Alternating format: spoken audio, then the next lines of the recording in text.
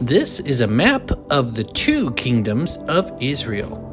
Now, after Solomon died, his son took over as king, but most of the tribes had no desire to continue under the line of King David.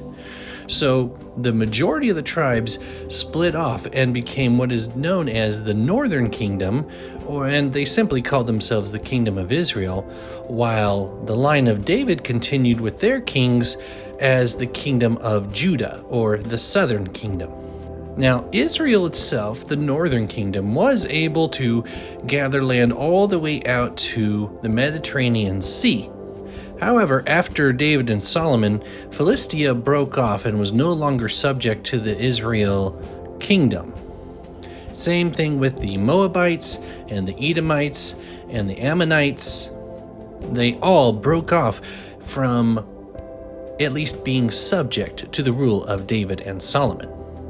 Now, in another video, I showed you this list. This shows you all the different kings of Israel and Judah, and you can see that there is a definite difference in which ones were wicked and which ones at least attempted to be godly, even if only for a short time. Now, back to the map, notice the proximity of Syria to the Northern Kingdom of Israel. This is very important because the Northern Kingdom actually gets conquered by Syria, and they are wiped out, gone, taken out of the land, and they do not return. However, obviously many of their inhabitants did flee to Judah.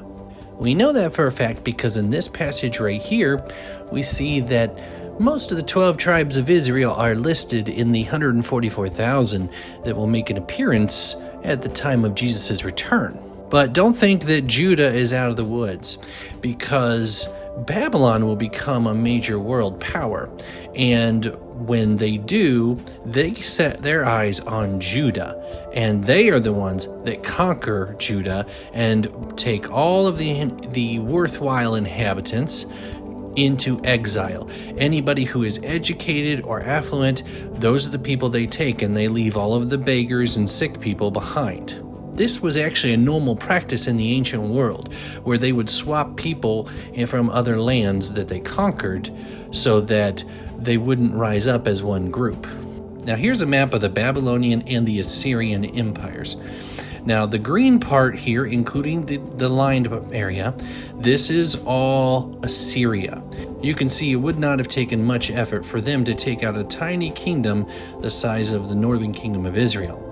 Now, Assyria gets conquered, and in its place rises Babylon, which is this striped area, and including a little bit down here along this river. Now, Babylon actually ends up growing much larger and will even conquer part of Egypt. However, this map is specific to the time of when it conquered Judah. So to understand the exile, I want you to know the distance that we're talking about. So once Judah is conquered by the Babylonian Empire, they are actually taken up along probably a very similar, if not identical, route that Abraham took to come from Babylon, all the way over here. So this distance is about 800 to 900 miles. That's like the distance from Michigan to Florida, which may not sound like a long distance to some of you, but keep in mind there's no cars and there's no interstate. This is all walking along rivers and through mud and desert and whatever else is just in the way. They had rudimentary dirt roads, but that was just basically an area with no plants in the way. And so that brings us to the time of Esther, which happens in Babylon. Now, Esther, Nehemiah, and Ezra all happen in this greater Babylon region right here.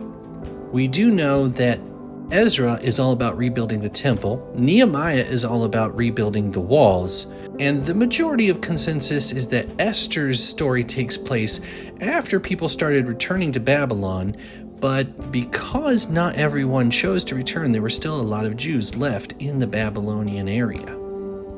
So you might ask, what might be the big deal about the story of Esther for the people over here? Well, keep in mind that even though they were allowed to return, they were still under Babylonian rule. So the rule that allowed anybody to kill and take the possessions of the Jews, that would apply over in Jerusalem as well. So Esther saved all Jews that lived anywhere throughout Babylon lands. Now, Esther's story does not take place in Babylon proper. Esther's story takes place in the citadel at Susa, which is not too far from Ur. As I said, they retraced the steps of Abraham backwards, so the Jews who lived there would not have been too far from seeing the hometown of their entire nation. So what happens to get to Roman occupation in the time of Jesus? Well, what you have to understand is that the Babylonians were then conquered by the Greeks, specifically by Alexander the Great. Some have actually theorized that the son of Esther was the king that Alexander the Great defeated.